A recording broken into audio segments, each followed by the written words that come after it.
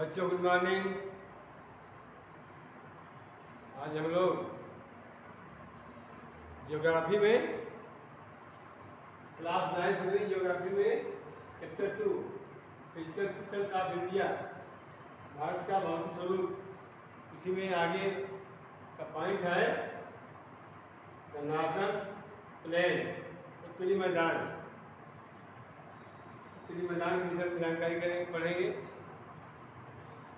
आप लोग भी अपनी बुक को लीजिएगा, पढ़िएगा। जितना अधिक पढ़ेंगे उतना अधिक समझ में आएगा।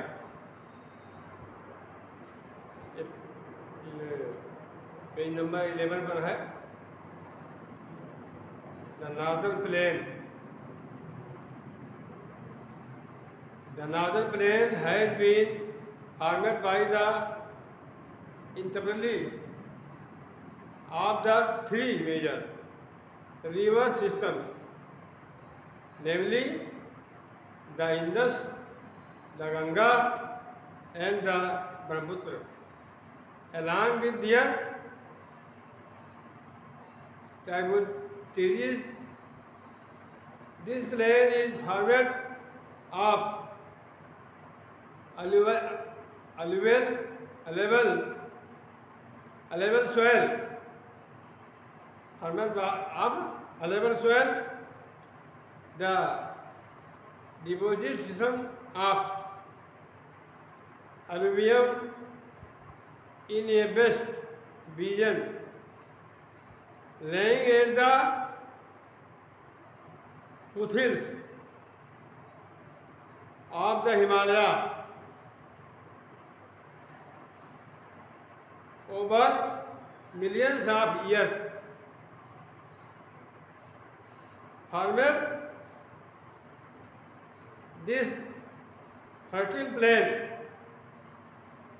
It spreads over an area of 7 lakh square kilometers. The plain being about 2,400 kilometers long and 240 to 320 kilometers broad, is a densely populated physiographic divisions with a rich soil cover combined with adequate water supply and favorable climate. It is agriculturally a productive part of India.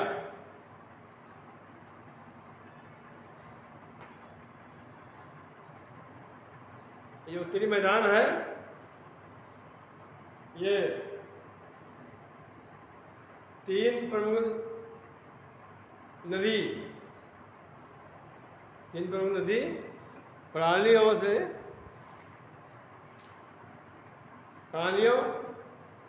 Sindh, Ganga एवं ब्रह्मपुत्र तथा इनकी सहायक नदियों से बना है। यह मैदान जलोढ़ मृदा से बना है।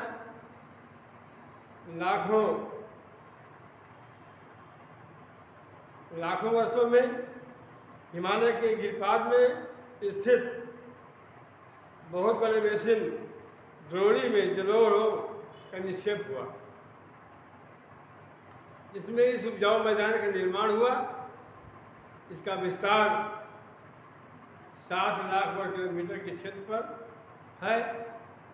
यह मैदान 2400 किलोमीटर लंबा एवं 204 से 320 किलोमीटर चौड़ा है। यह सघन जनसंख्या वाला भौगोलिक क्षेत्र है। समृद्ध मृदा आवरण, पर्याप्त पानी की उपलब्धता एवं अनुकूल जलवायु के कारण किसी की दृष्टि से यह भारत का अत्यधिक उत्पादक क्षेत्र है।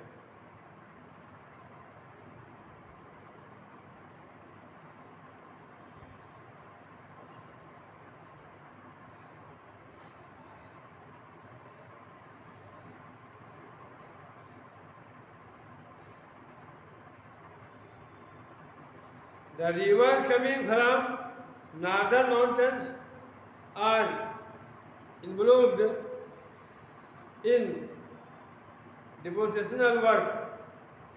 In the lower course due to gentle slope, the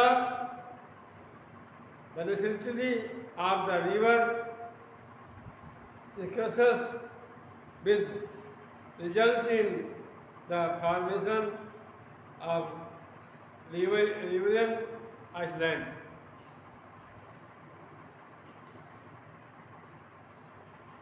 उत्तरी पर्वतों से आने वाली नदियां निक्षेपण कार्य में लगी हैं। नदी के निचले भागों में ढाल कम होने के कारण नदी की गति कम हो जाती है। इसके परिणाम स्वरूप नदीय द्वीपों का निर्माण होता है। ये नदियां अपने निचले भाग में गाद एकत्र हो जाने के कारण बहुत सी धाराओं में बढ़ जाती हैं। इन धाराओं को वितरिकाएं कहा जाता है। वितरिकाएं कहा जाता है। Doab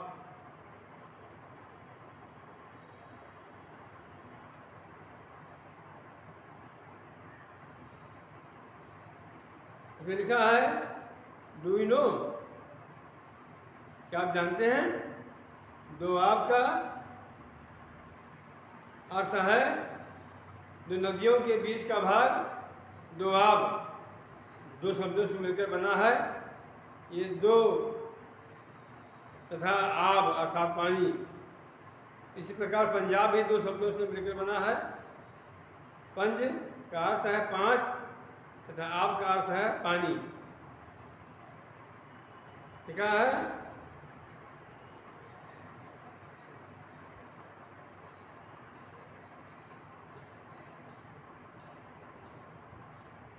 Doab is made of two words, दो मीनिंग टू and आब meaning water. Similarly, Punjab is also made up to words. Punj meaning fire and Aab meaning water. The river in their lower course is split into numerous channels. Channels due to the deposition of silt. These channels are known as distributaries.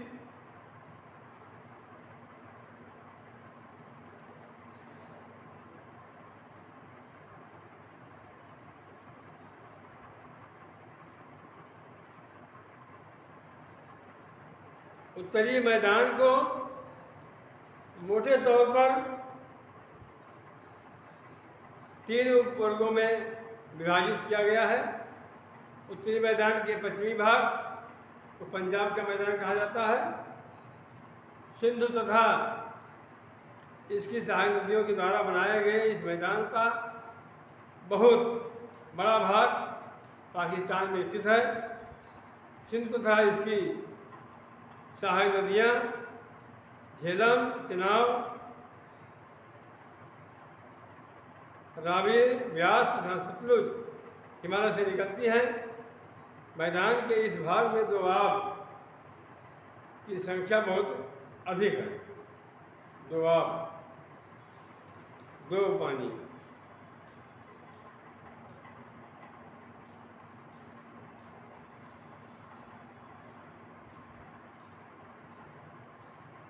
The Ganges plain stands between Ghagra and Tista river. It is spread over the state of North India. Haryana, Delhi, UP, Bihar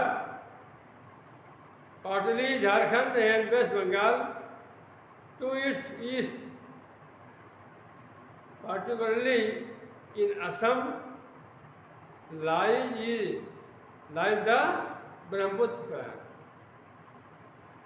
Assam में Brahmaputra plant नाम से है।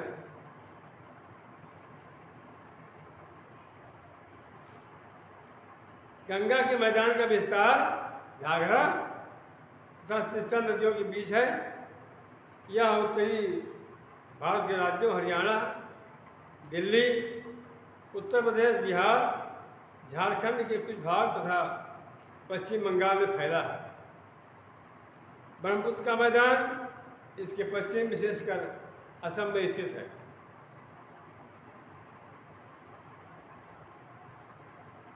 उत्तरी मैदानों की व्याख्या समानता है इसके उच्चवाचों में बिना किसी विविधता वाले समतल स्थल के रूप में की जाती है। यह सही नहीं है कि इन विस्तृत मैदानों की भौगोलिक आकृतियों में भी विविधता है। आकृति भिन्नता के आधार पर उत्तरी मैदानों को 4 भागों में विभाजित किया जा सकता है। नदियाँ पर्वतों के नीचे उतरते समय शिवालिक की ढाल पर 8 से 16 किलोमीटर की चौड़ी पट्टी में गुड़िका का निक्षेपण करती है। इसे भावर के नाम से जाना जाता है। सभी सरिताएं एक भावर पट्टी में विलुप्त हो जाती हैं। इस पट्टी के दक्षिण में ये सरिताएं नदियाँ पुनः निकल आती हैं एवं नम तथा दलदली क्षेत्र का निर्माण करती है। इसे तराई कहा जाता है। यह वन प्राणियों से भरा घने जंगलों का क्षेत्र था। बंटवारे के बाद पाकिस्तान से आए शरणार्थियों की किसी योग्य भूमि उपलब्ध कराने के लिए इस जंगल को काटा जा चुका है। इस क्षेत्र के दुधवा राष्ट्रीय पार्क की स्थिति आप लोग ज्ञात कीजिए। उत्तरी मैदान का सबसे विशालतम भाग पुराने जलोढ़ का बना है। ये नदियों के बाढ़ वाले मैदान के ऊपर स्थित है तथा वेदिका जैसी आकृति प्रदर्शित करते हैं। इस भाग को भांगर के नाम से जाना जाता है। इस क्षेत्र की मृदा में चुनेदार निक्षेप पाए जाते हैं, जिसे स्थानीय भाषा में कंकड़ कहा जाता है। बाढ़ वाले मैदानों के नए तथा युवा निक्षेपों को खादर कहा जाता है। इसका लगभग प्रत्येक वर्ष पुनर्निर्माण होता है, इसलिए ये उपजाऊ होते हैं तथा गहन खेती के लिए आदर्श होते हैं। भैया बहनों, आप लोग पुस्तक को बार बार पढ़ते रहिए। पुस्तक जितने अधिक पढ़ेंगे उतने अधिक आपको समझ में आएगा और फिर आगे का हिस्सा अगले वीडियो बना के भेजेंगे, तो आप लोग देखिएगा और जो लिख के भेजेंगे उसको लिखना और याद करना। थैंक यू, धन्यवाद।